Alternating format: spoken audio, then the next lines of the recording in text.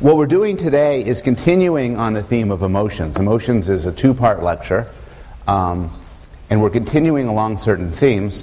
I want to begin by responding to a question which was raised in the last class concerning smiling in non-human primates. It was a very good question. The issue was, we know that humans have different sorts of smiles to convey different sorts of information. The question was, do non-human primates, like chimpanzees or gorillas or gibbons, have the same many sorts of smiles? So I contacted the world's expert on smiling, who did not return my emails. So I contacted the second world's expert on smiling, who told me that the answer is no. That non-human primate smiles actually correspond almost entirely to appeasement smiles. They're don't hurt me smiles. They're equivalent to the coy smile that we saw in humans. But that non-human primates do not use smiles for greetings. There's no equivalent of the greeting smile or Pan Am smile, nor do they use them as genuine expressions of happiness. There's no equivalent to the Duchenne smile. So that's as far as I know. If the world's expert gets back to me and says something different, I'll keep you posted. Another thing, going back to the beginning theme of the class, what we started, just to review, we talked about the different functions of emotions, and then we talked about smiling and facial expressions, and then we turned to a non-social emotion, the case of fear, and then we shifted to social emotions, and we talked about social emotions towards kin and the special evolutionary reasons that would lead them to evolve. And as we were ending, we were talking about the relationship between an animal and its children, particularly in cases like humans and birds and mammals, where there tends to be a close relationship with our children. We invest in quality, not quantity. I might produce very few children in my life, and my evolutionary trick then is to focus very intently on them and make sure they survive. If I were to produce 100 children, I could stand to lose a few. But if I just produce 5 in my lifetime, or 2 or 1, they become very precious to me. And so the story of the evolution of species like us involves a long period of dependence and deep, deep bonds between the parent and the child. And that's part of what I talked about, how parents respond to children. And I want to begin this class by giving an illustration from a documentary about parental response to children. But I want to give it in a species that's not us. And here's why. I'll explain why with an analogy. I have a friend of mine who studies the psychology of religion. He studies why people hold religious beliefs. And he tells me that when he's talking to a non-specialist, somebody not in the field, he doesn't ever tell them, yeah, I'm really interested in why people believe in the Bible, or why people light the candles on Sabbath, or why people go to church. Because these are religions that people around here hold. And if you tell people you study them, they'll sort of be puzzled. Why would you want to study something like that? Or offended. If you want to talk about the psychology of religion to an audience like this, what you do is you start with the exotic. So you start by talking about people who put butter on their heads. There's Dan Sperber talks about a culture where the men put butter on their heads in the summer, and it kind of melts, and that's part of one of the things that they do. Or you talk about a culture that believes in spirits, or that trees can talk. You say you're studying, they say, oh, that's interesting, I wonder why they believe that. And you use that as a way to look at more general facts that exist even in our culture. You use the fact that we don't take the exotic for granted as a way to motivate the scientific study of things we do take for granted. And this is, of course, true more generally. This was the point in the William James quote, when he talked about things that are natural to us, and noticed that some very odd things are equally natural to other species.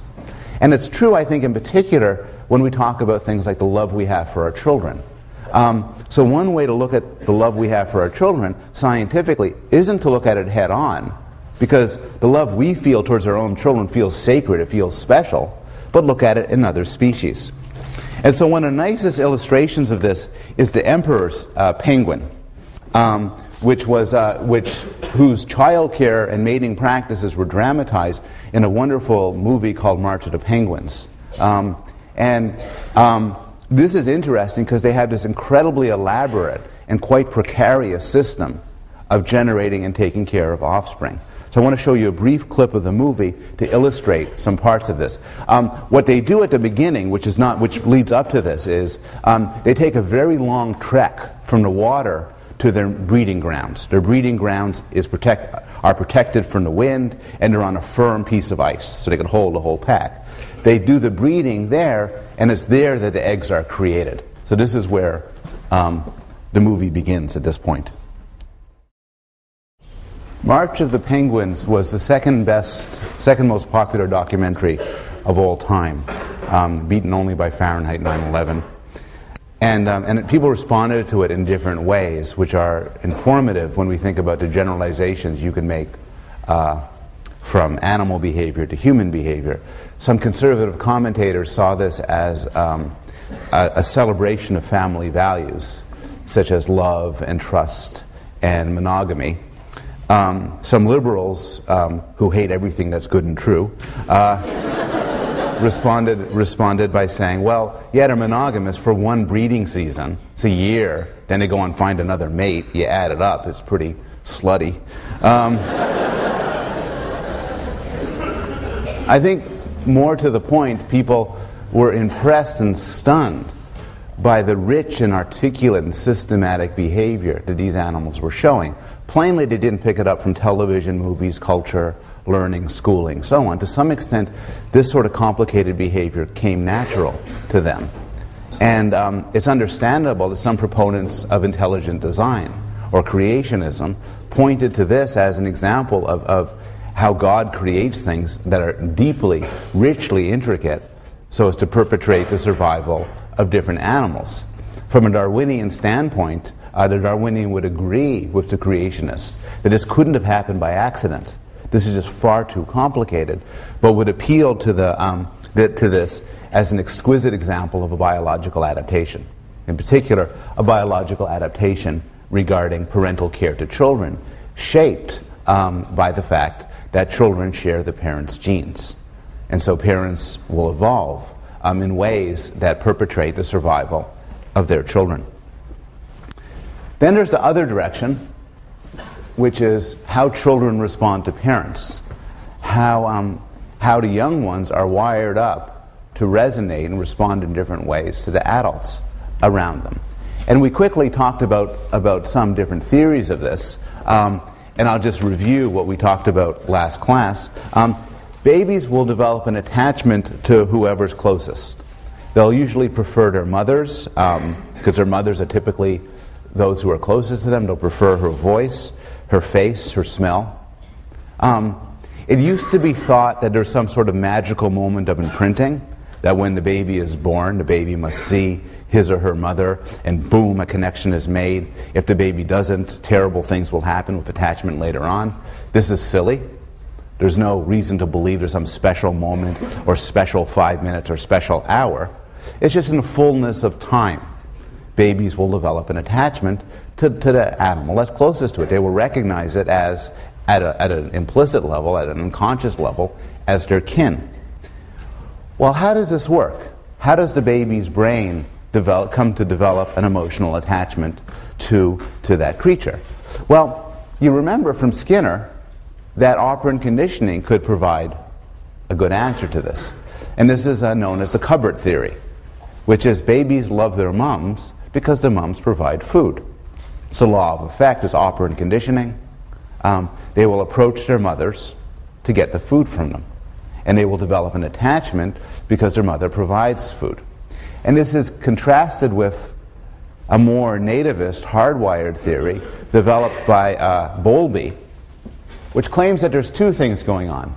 There's drawn to mom for comfort and social interaction, and afraid of strangers.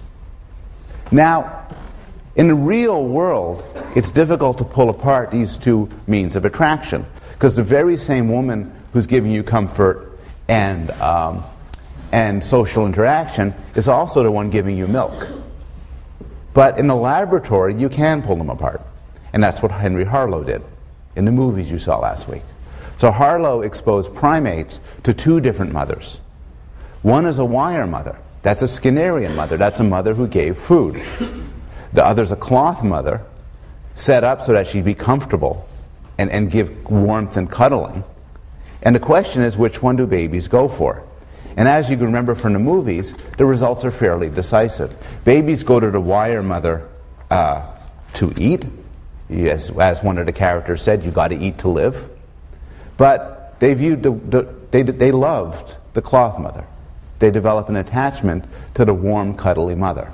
That's the one they used as a base when they were threatened. That's the one they used as a base from which to explore.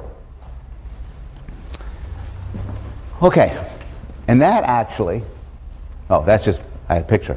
And that actually takes me to except for one thing. It almost takes me to the end of the question of our emotions towards kin. One question you could ask is, what if there's no contact at all? Now, you could imagine that the effects of how a lot of people are interested in the question of the effects of the child's early relationship to adults around him or her and how the child turns out later. This becomes hugely relevant for social debates like daycare. So, for instance, a lot of psychologists are interested in the question, is it better for a child to be raised by a parent, usually a mother, or does it make a difference if the child goes to daycare? What if the child goes to daycare at 6 months? What if the child goes to daycare at 2 years? How does this affect the child? The short answer is nobody really knows. There's a lot of debate over whether or not there's subtle differences. And it's deeply controversial. But we do know that it doesn't make a big difference.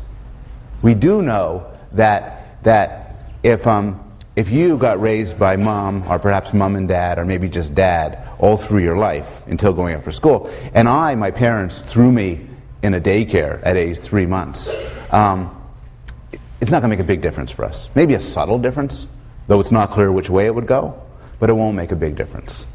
But what if there's no contact at all? What about terrible circumstances where people get no cloth mother? They get nobody for attachment. This is in the real world, of course, you can't do experiments on this. And in the real world with humans, this only happens in tragic cases. But this has been studied. So Harlow, again, raised monkeys in solitary confinement. So they were raised in steel cages with only a wire mother. In other words, they got all the nutrition they needed, but they got no mothering. It turned out that you kind of get monkey psychotics. They're withdrawn, they don't play, they bite themselves, they're incompetent sexually, they're incompetent socially, they're incompetent maternally. In one case, one of these monkeys raised in solitary confinement was artificially inseminated. When she had a child, she banged its head on the floor and then bit it to death. So this shows, this is kind of a stark demonstration that some early connection, some early attachment is critical for the developing of a primate. Obviously, you don't do these experiments with people, but there are natural experiments. Humans raised in harsh orphanages with little social contact, and these children, in other words, they get fed barely, but nobody picks them up and cuddles them. These children, if this happens for long enough, they end up with severe problems of social and emotional development. From an emotional point of view, they're often insatiable, like they really need cuddling and support, or they're apathetic, they don't care at all. Now there's some sort of good news, which is if you get these people or these monkeys early enough, you can reverse the effects of this bad development. So there's some research done with monkey therapists. So what they do is they take the monkey, they raise it in the steel cage, the monkey comes out, the monkey's kind of psycho, and then they send in a younger monkey who's just goofing around, jumping all around the place and everything. And experience with this younger monkey who just follows them around and clings to them leads to gradual improvement. It makes the solitary monkey become better. there might be a similar effect with humans. So one story, more of an anecdote than an experiment, was a situation where at the age of 1.5, children were taken away from a really harsh orphanage where they had no contact and brought into a home for mentally retarded women, where these women gave them plenty of contact and cuddling, and apparently, from what we know, brought them back to normal. And this is all I want to talk about the emotions we feel towards our kin, towards our children, and towards our parents. Any questions or thoughts?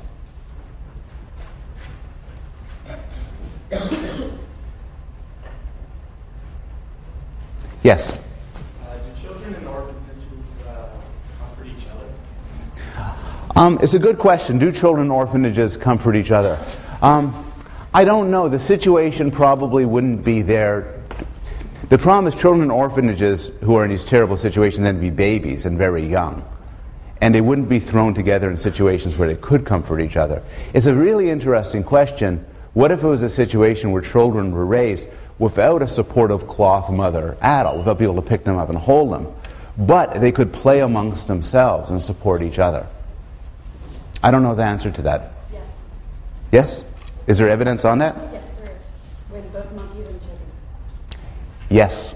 The answer is there is evidence, as everybody knows, that this sort of amongst the young support can actually help the monkey and the children.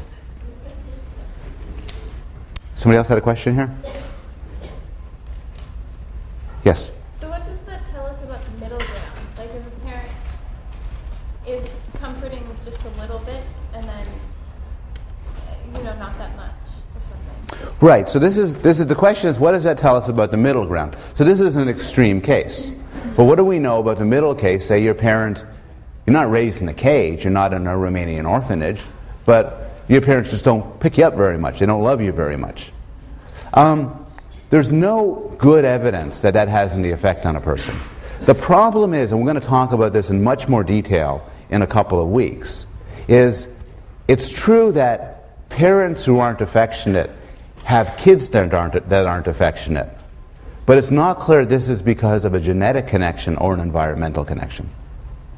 The one thing we do know is that in the middle ground, effects tend not to be dramatic. So when you get away from extreme cases, effects are hard to see and require careful experimental research to tease out. I think what it's safe to say for everything but the severe conditions is we don't know what kind of effects there are, but if there are effects, they are not big and dramatic ones.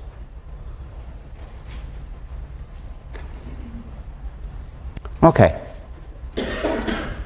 Animals' good feelings, animals' emotional attraction to their kin is not a huge puzzle from an evolutionary point of view.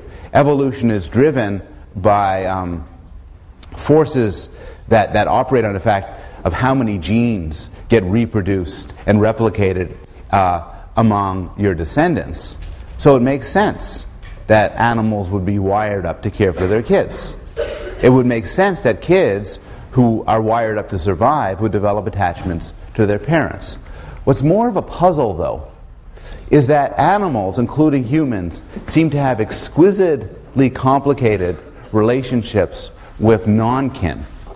In particular, animals are nice to non-kin. You are nice to people that you're not related to. There's a lot of examples of this. Animals groom one another. You pick off the lice and the bugs off your friend. They pick it off you. They give warning cries. So warning cries, all sorts of animals give warning cries. You are, I don't know, you're like a little animal and a big animal comes charging. You say, hey! You made some sort of cry and everybody runs away. That's very risky for you. But you do it anyway, often to protect people you aren't related to. Often animals share childcare. And from a cold-blooded natural selection survival of the gene point of view, you would imagine that, if you lend me your kid for today, I would eat him for the protein. And, it's not my genes. And actually it gives more for my kids. That's not quite how it works, though. Animals share food. In fact, that animal, hugely ugly, The vampire bat shares food. What happens is the vampire bats live in caves, and they fly out. And what they do is often a bat will strike it big. So find a horse, for instance. Bite the horse, pump in tons of blood, and then fly back. And what it does is it doesn't keep it to itself. Rather, it goes around the whole cave and vomits blood into the mouth of all the other vampire bats. So everybody benefits. Isn't that nice? Now, what you're tempted to say is, well, that's really nice, everybody benefits. But this raises a puzzle from an evolutionary point of view. Remember, animals benefit more. Under this situation, animals benefit more by working together, by working alone. The benefits outweigh the cost. This is known as reciprocal altruism, meaning my behavior to you, my good behavior to you, my altruism for you, is predicated on the idea of reciprocation. I'll benefit from you. And you imagine how vampire bats, for instance, why this makes sense. If you're a vampire bat, it's a better system when anybody strikes it big to feed you, rather than for anybody to strike it big, use the blood, and then spit out all the rest of it. But here's the problem. Here's why it's such a puzzle. The problem is the existence of cheaters. And in economics and sociology, these are also known as free riders.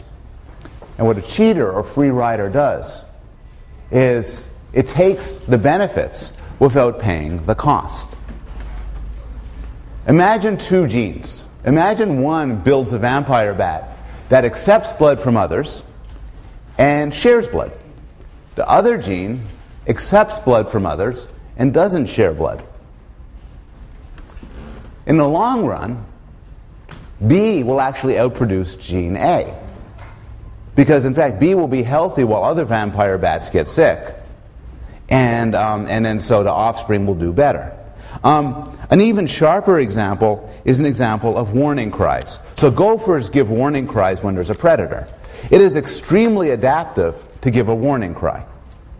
Sorry, it's extremely adaptive to respond to a warning cry. You hear a warning cry, oh crap, you run away. It is not very adaptive to give a warning cry. A really good solution then is to listen to warning cries, but not to give them. You know, suppose we had a system, it is very adaptive when people are going to the bar, when people buy drinks, to accept the drinks. It is not so adaptive from the standpoint of one's wallet to buy people drinks.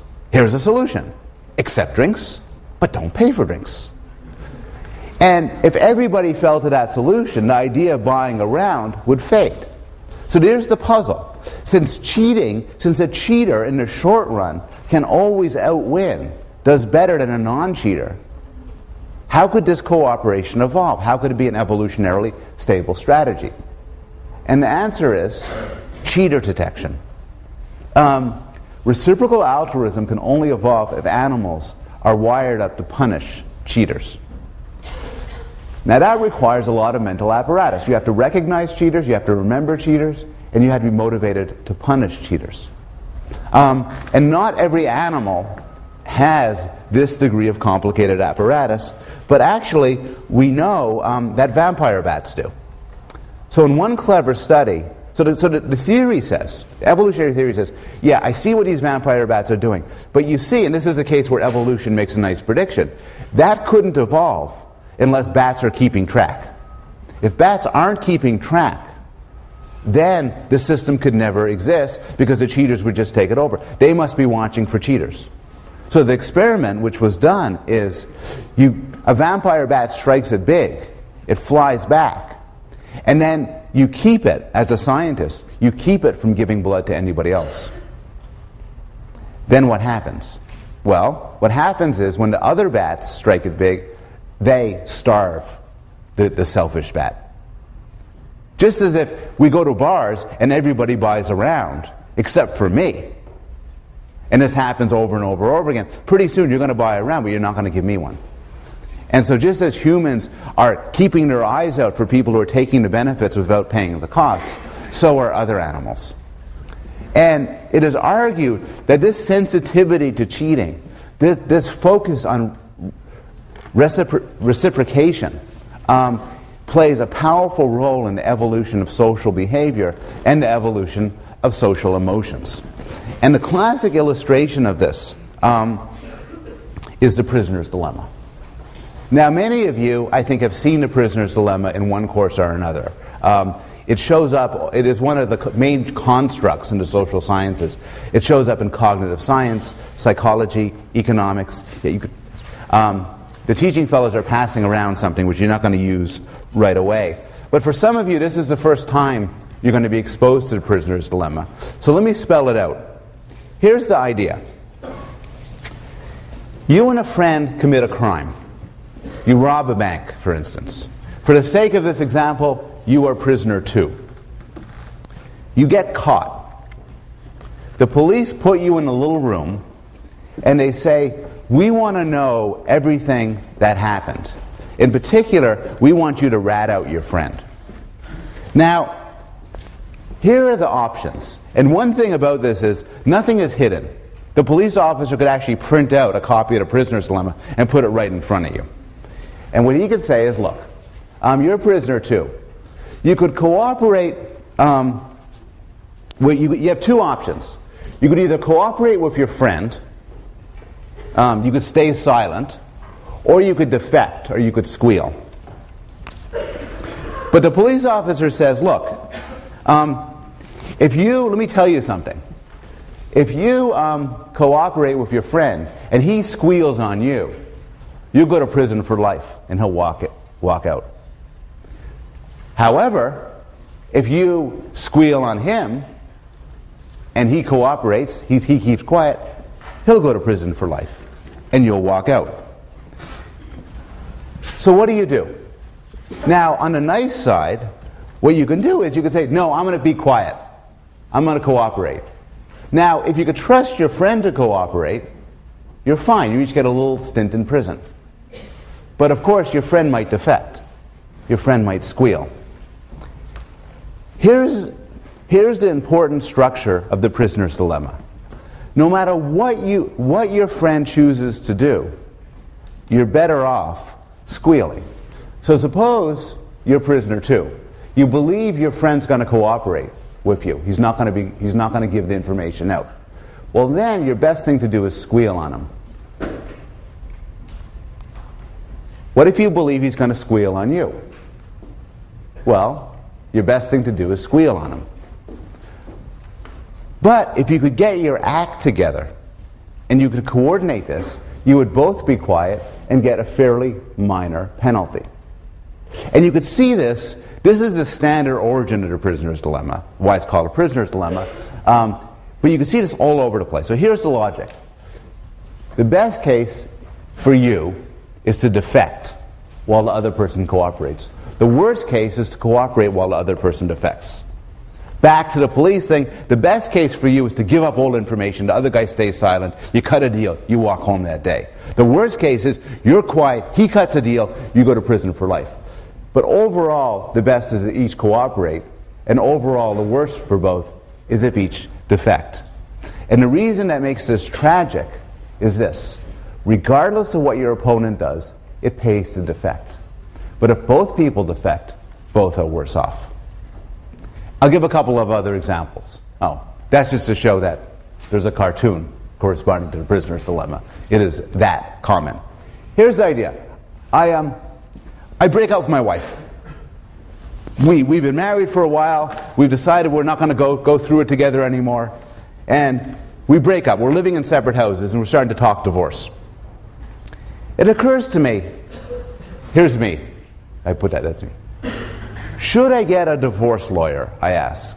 Now, I know divorce lawyers are really expensive, and it's kind of difficult to get a divorce lawyer.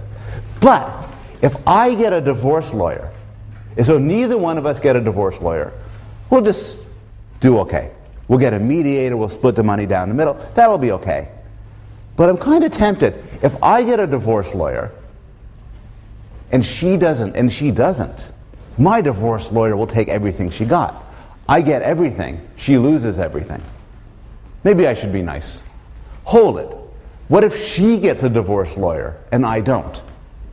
Well, then I'll lose everything, she'll get everything. Well, we should both get a divorce lawyer then. But we both do pretty badly. Imagine we're two countries, country A and country B. Should I do nuclear disarmament? That's pretty good. We do okay if both countries disarmed. You know, we'll live our lives, you know, we'll raise taxes, we'll do whatever countries do. But wouldn't it be cool if I build up my weaponry and they don't? I'll invade, take everything they got. That's kind of tempting. Uh-oh. Also, if I don't do anything and they do it, they'll invade my country, take everything. So we both build up our weaponry, and we both do pretty badly.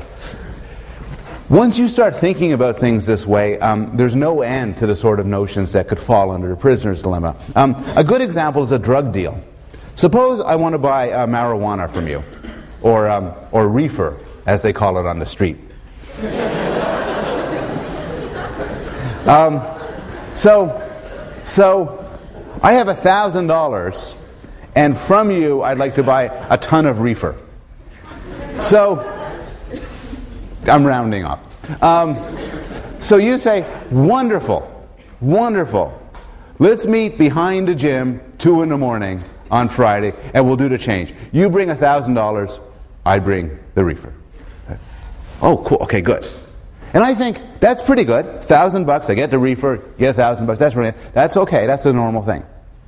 But now something occurs to me. Nobody's going to go to the cops if things go badly.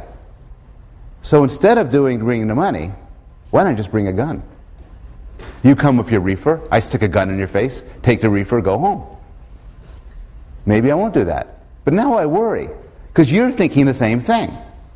So you could show up with a gun, stick the gun in my face, take the $1,000, go home. I'll have no reefer. What will I smoke? So we both think this way. So we both show up behind the gym 2 in the morning with guns. Well, that's not as bad for either one of us if you had a gun and I didn't have a gun. But still, we're both worse off than if we could cooperate and just do the damn trade. And so that's the structure of the prisoner's dilemma. You can only appreciate the prisoner's dilemma by actually doing it. So here is a numerical equivalent to the prisoner's dilemma. Everybody should have a card in front of you, a file card. If you didn't get a card, a piece of paper will do just as well. Please write on one side, cooperate, and on the other side, defect. And then please find a partner with whom to play one game. This is a one-shot game.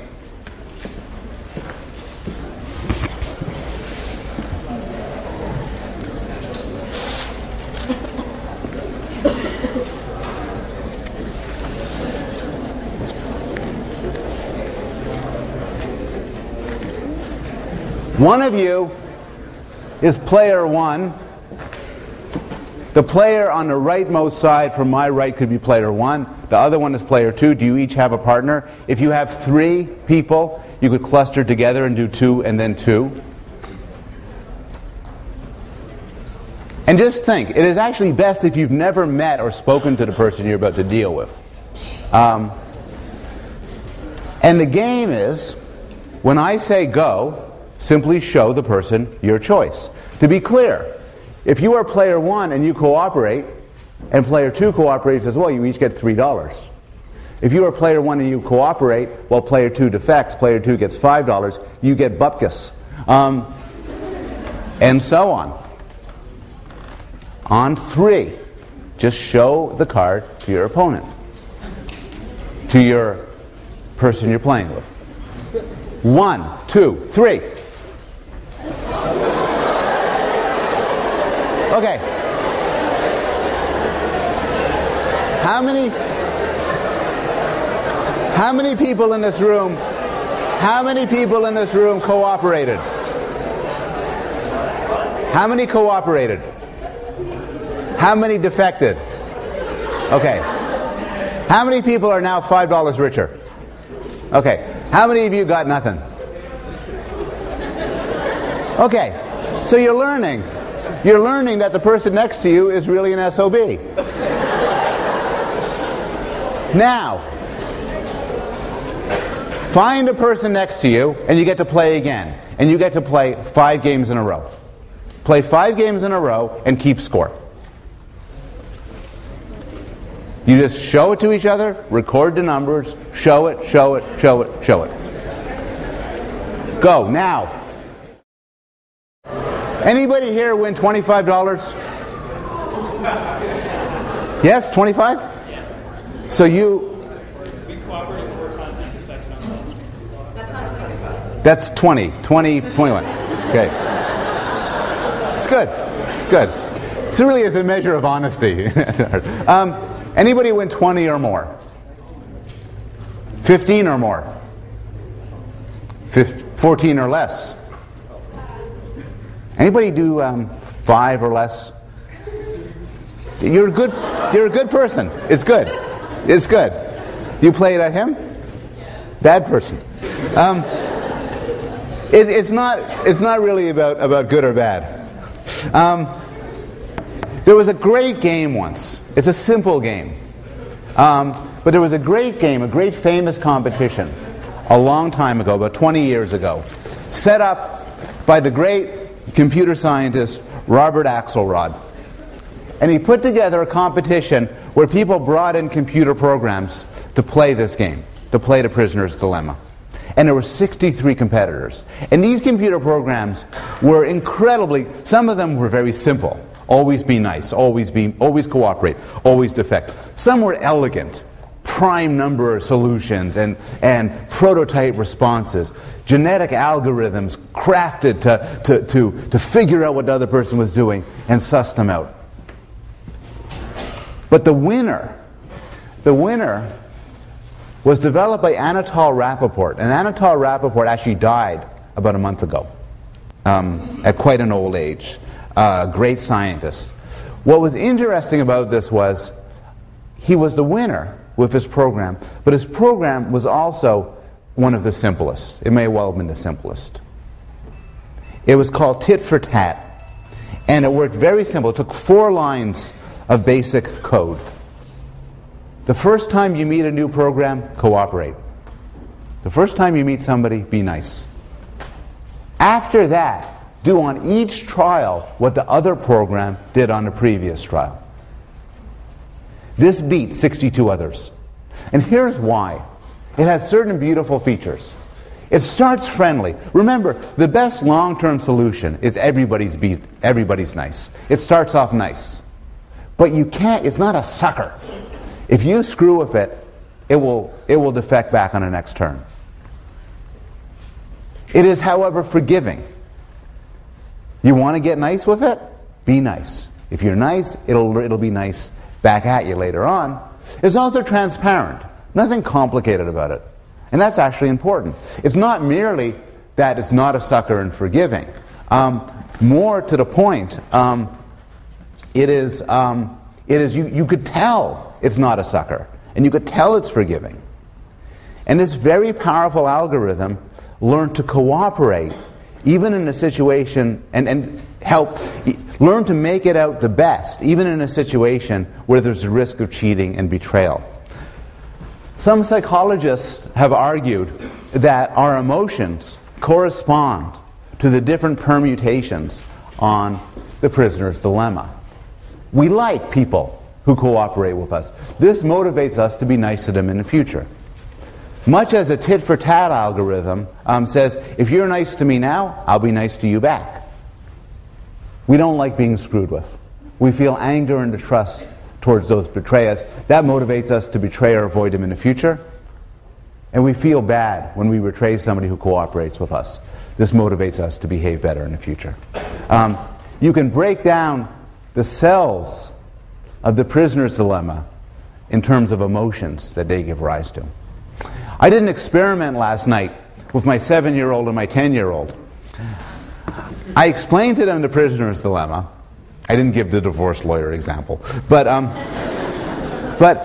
we gave them a big thing of chocolate chips, and the good chocolate chips. We had the good chips, and we had the matrix, and we had them play. Now what they did isn't so interesting. But what's interesting is they were furious at each other. One of them, the younger boy, kept being betrayed by the older boy, including tricks like he'd say, okay, let's both cooperate. Okay. And he'd cooperate. Defect. And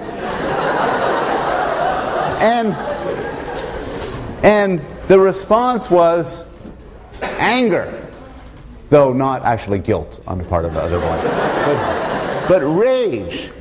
And we see these sort of things all the time in real life. You're familiar with The Prisoner's Dilemma, but there's another game which you might not be familiar with. It's called Ultimatum Game. How many of you have encountered Ultimatum Game? Okay, some of you. Very simple. Choose a partner. It's a very simple game. When economists study this, they actually do this with real money. I do not have real money to let you do this to. One of you is A, one of you is B. The one on the right most from this side is A. The other one is B. Here's a very simple rule. I'd like A to turn to B and make an offer. A has $10. You can give B any amount you choose from that $10. From $1 to $10. B can do only one thing. B can accept it. If you accept it, you agree to take home the money, and A keeps whatever's left. Or reject it. If you reject it, you get nothing. Nobody gets anything. Everybody clear? So A is going to say, I'll give you so-and-so dollars. B will say, okay. In which case, B walks away with so-and-so dollars. Or, and A walks away with whatever rest. Or B could say, reject. In which case, nobody gets anything. So this game cards in two steps. The first thing, I'd like A to turn to B and make your offer. B doesn't do anything yet. Make your offer.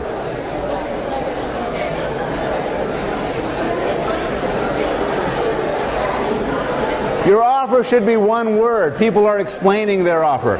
Make your offer. Okay, stage two. Stage two. Do not negotiate. I see people waving their hands and it's complicated. It should be a number from 1 to 10, a positive integer.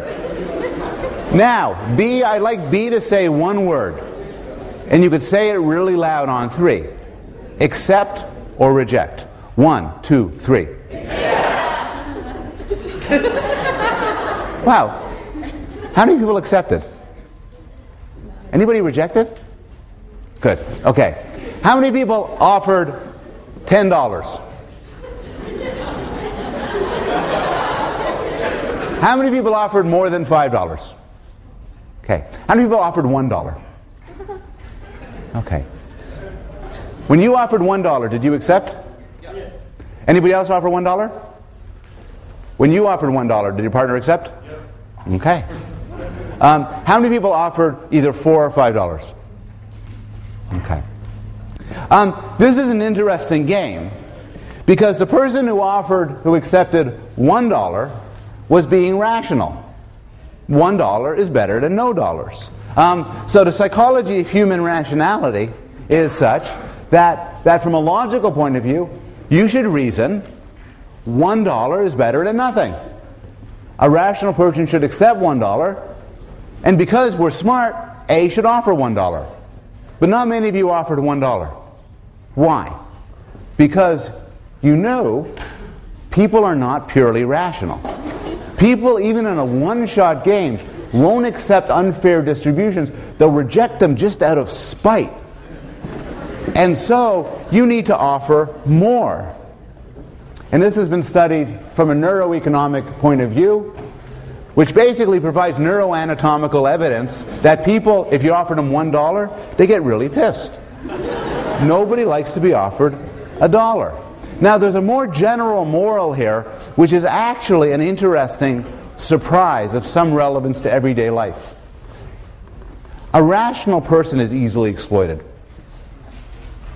A rational person's responses to provocations, to assaults, will always be measured and appropriate. If you know I'm rational, and you're in a sharing situation with me, you could say to me, hey, here's $1. Hey, Mr. Rational, $1's better than nothing. Okay. Because I'm rational. Similarly, you could mess with me. Because you could harass me in all sorts of ways, take things that I own, as long as you reason that a rational person wouldn't start a fuss about this. There's some advantage to being irrational, to having a temper. Because if you have a temper and you're known to be irrational, people are forced by dint of your irrationality to treat you better. Who am I going to take from?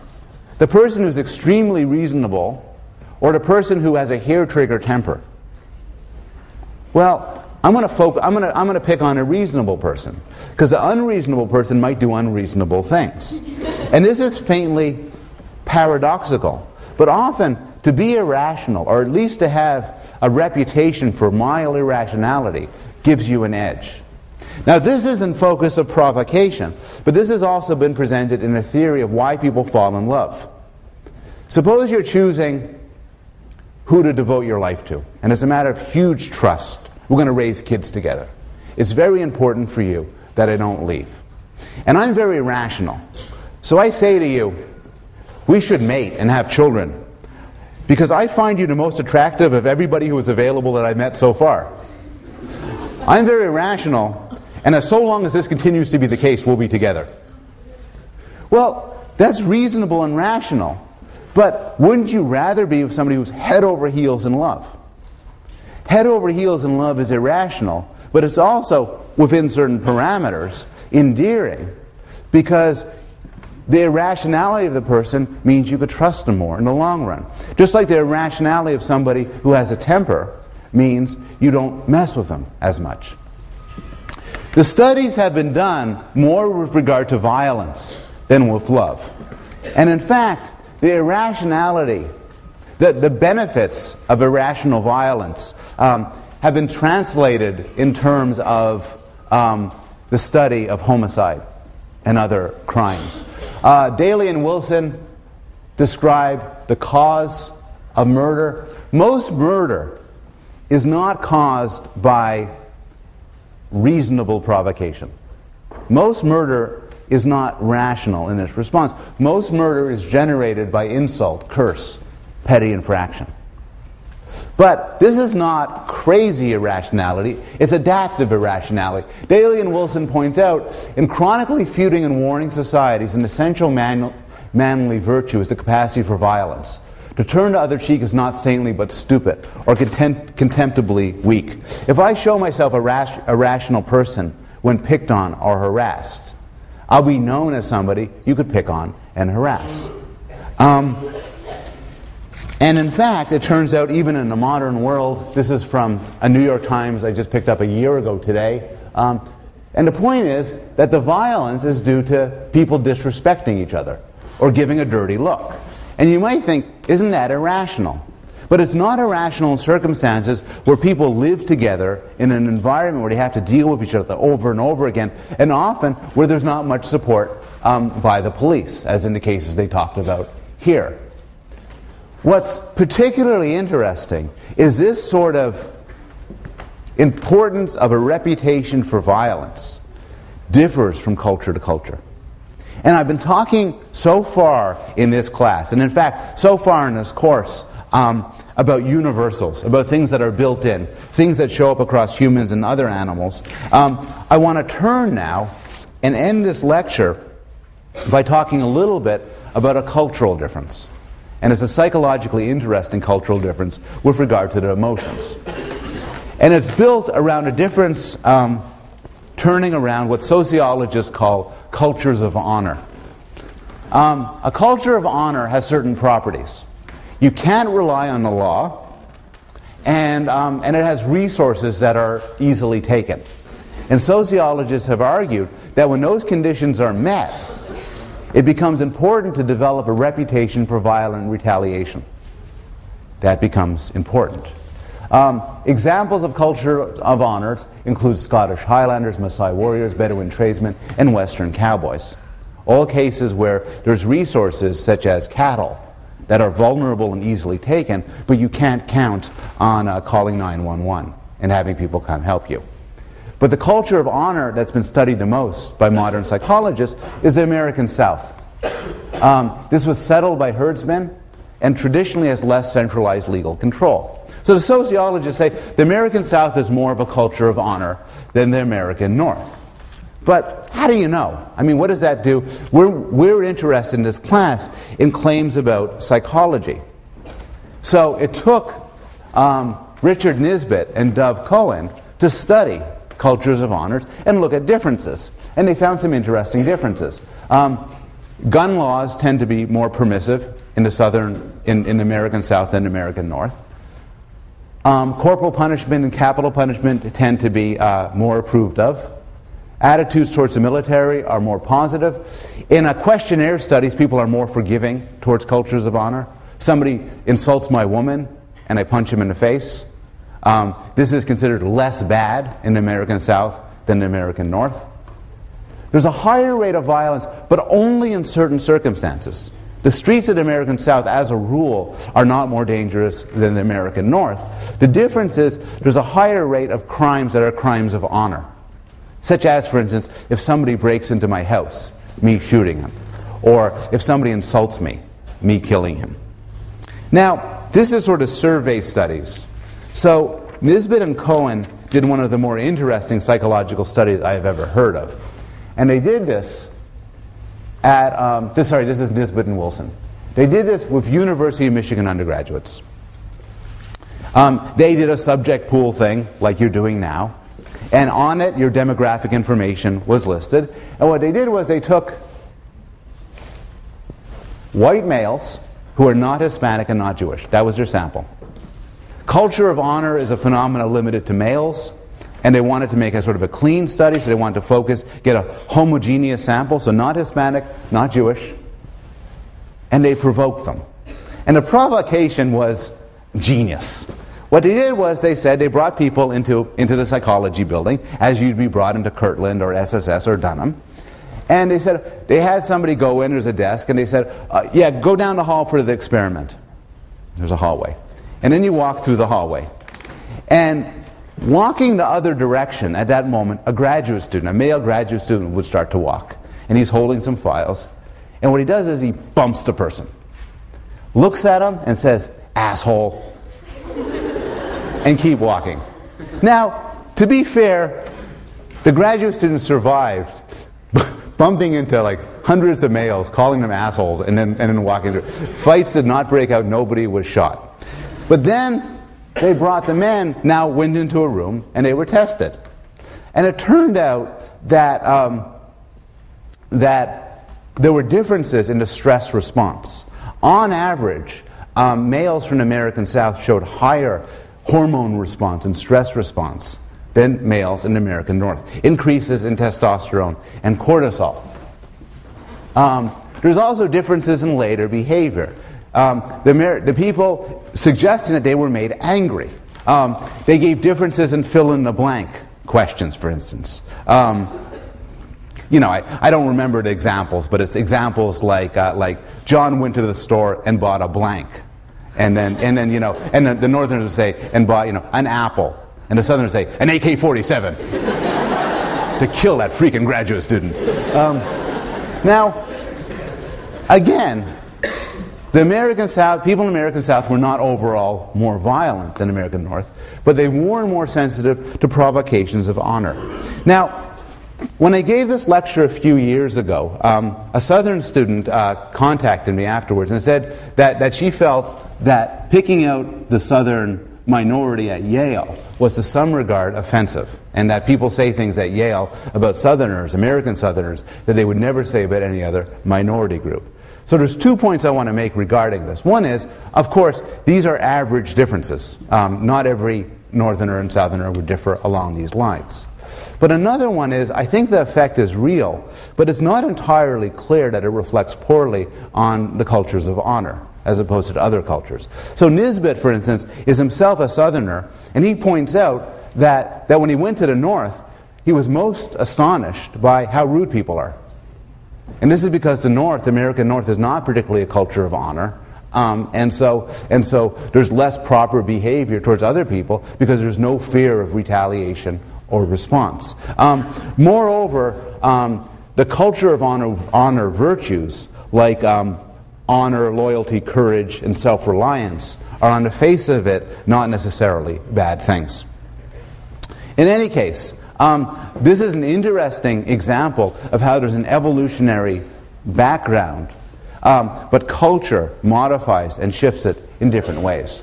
More generally, I've suggested over the last couple of lectures that emotions like fear, the love you have towards your children, anger, gratitude, are not aberrations or noise in the system. Rather, they're exquisitely complicated motivational systems that are crafted to deal with the natural and social environment. And we know this only from an analysis that starts from an evolutionary approach. So to bring us back to Darcy Thompson, everything is the way it is because it got that way. And your reading response for this week is that. And I'll wish you good luck on exam on Wednesday. I'll see you there.